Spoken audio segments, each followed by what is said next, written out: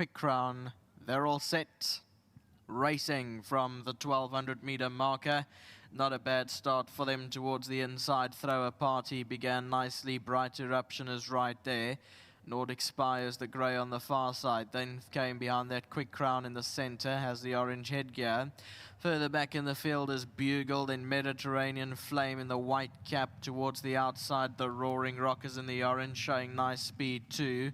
Then came behind that World of Diamonds, and they followed by All Systems Go. Then Looking Good, the black cap, and further back in the field, towards the back end of the field, Touch the Sword, and as well outpaced at this stage. Heading to the final 500 meters, and out in front is Thrower Party towards the inside. The Roaring Rockers, two off the outside, starting to move in. So too Bright Eruption in the center. Bugle on the far side is also coming home. Then All Systems Go, and World of Diamond. It's the Roaring Rock in the center that leads and shot 2 lengths clear of All Systems Go. Bugle is on the far side, but it's the Roaring Rock into the closing stages. A shot about 3 lengths clear, and the Roaring Rock has won it. Second, All Systems Go. Bugle third, fourth to Bright Eruption.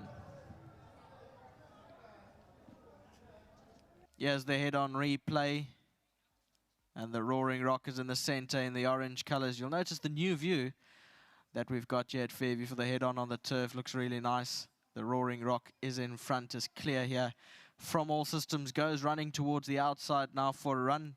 And then came Bugle behind that, and then Bright Eruption. 1, 3, 5, 4, the provisional numbers for race number 1.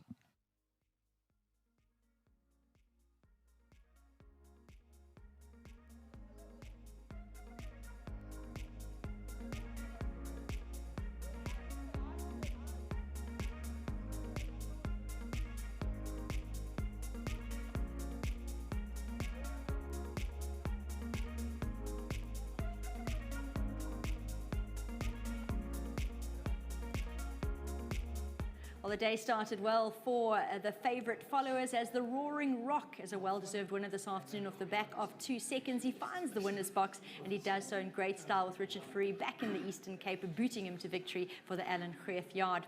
Got to say a huge congratulations to Yandisa. The Roaring Rock looked fabulous in the parade ring, and as being he's the winning groom, he'll be getting 1,500 Rand from World Sports Betting. Godfrey, always on hand to collect on the groom's behalf. It certainly always is appreciated. Godfrey, thank you very much.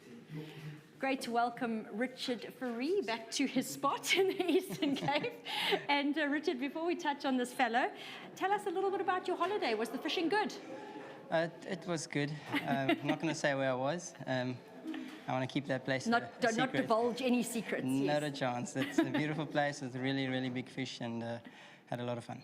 Well, I'm glad to hear that, refreshed, revived, and ready to take on the new season. You're wearing the right colours, bright orange, and you've steered the lovely chestnut son of One World to victory. I must say, he did look to do it very easily today, though. Yeah, look, he went on really smooth to the start. Not a very big horse, and he was nice and relaxed. But the moment we got a little bit closer to the starting stalls, he started getting worked up. Obviously, knew he had a job to do, and he sort of loaded like halfway through the field, and he was very agitated in there, so I was mostly just trying to get him as comfortable as possible. And time when the gates open, he bombed the start a little bit, but he recovered quickly. And while I was on holiday, I managed to still watch this Boykie run, so I could see what he really needs to do, and he just needs to use his action and his momentum. And he was going very, very comfortable. And through the 300 or so, I started pecking off at him, and got serious through the 200, and he was always ready and waiting, and he won a fairly easy race, considering it wasn't the strongest of fields, but a well-placed horse. So well done to Mr. Greef, well done to the owners, and also to my sponsors at Ridgeman. We're going to pick your brains about a couple of upcoming horses, because you have ridden them in their recent starts, albeit though you've been on holiday. But Winter Emeralds in race 3, I thought he ran a great race last time. As Neil pointed out, his draws recently have been terrible, but he gets a draw today. Could that make the difference? It will definitely make a difference. Last time I also felt that they went a little bit too slow for him.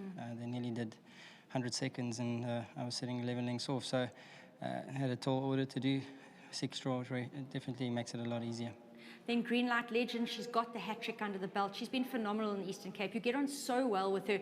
Can she handle the fact that she's now up 17 points in the merit ratings and carrying 62 against the boys? Look, you never know.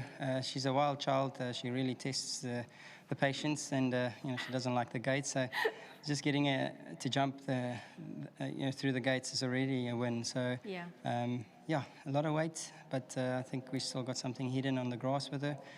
Let's see what she's capable of. And then we'll hear in a short time about Mabe Shot and how he's taken the travelling. But just from a distance point of view, do you think he can take on Royal Aussie over 1,600 metres? Look, Royal Aussie is well tested. He won the drill not last season, the season before. So he's run against some bombs. He's a horse definitely to respect.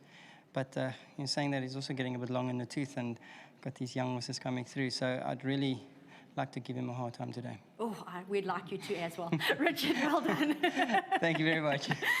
It's not bias, it is patriotism, and we all know that Mabe Shot has got a very special place in our hearts locally.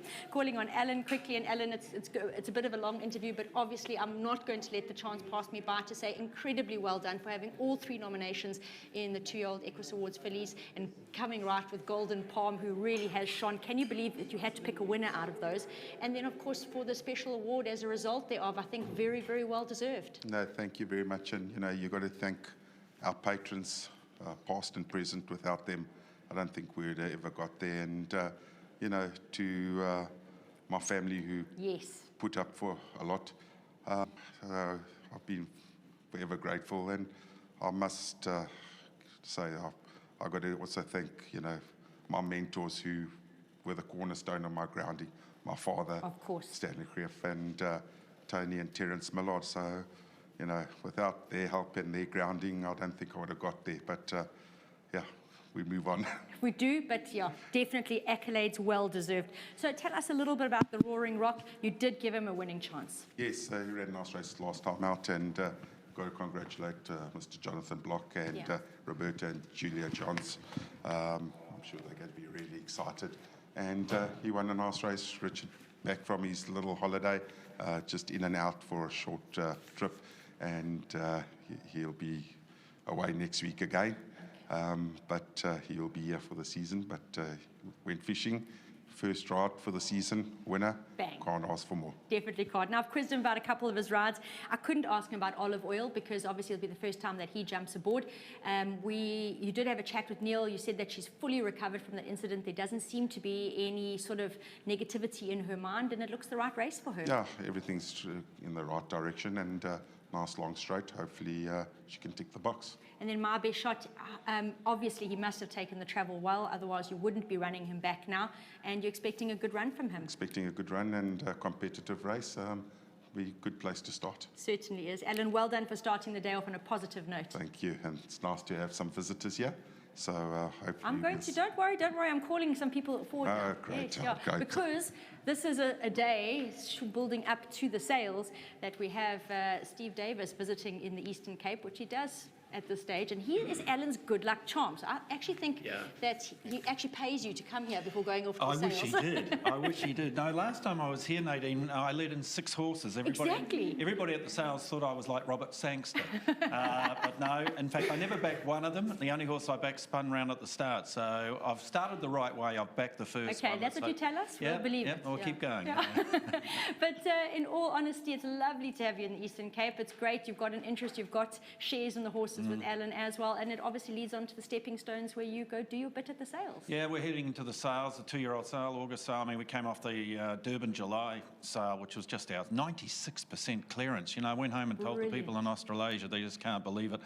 I'm really looking forward. Obviously, we've got the virtual sale, which is a new thing we're doing here. It's something that's been very successfully tried with Magic Millions, and we're hoping that it achieves the same results. And I think with the opening of the borders, this is the sort of sale which we could see competition coming in from the southern hemisphere. I talk about Australia and obviously the northern hemisphere as well. So. That could make it very exciting. Exciting, especially for the breeders. And I think the one thing I will say is I don't think the value of broodmares has gone up significantly relative to the value of the yearlings. The yearlings are making decent money. I think it's time we see an increase decrease in the value of the mares, which may not sit that well with some of the breeders, but they're going to have to pay more because they're getting back more. You know? Oh, I am with you on that one. You've got to give a bit to get a bit. But again, super to have you here. We wish you an awesome sales itself, and we hope all goes well. I'm sure it will, and that you enjoy it. And again, I hope you get to lead in very many winners today. Got 5 more to go. Ooh, here we go.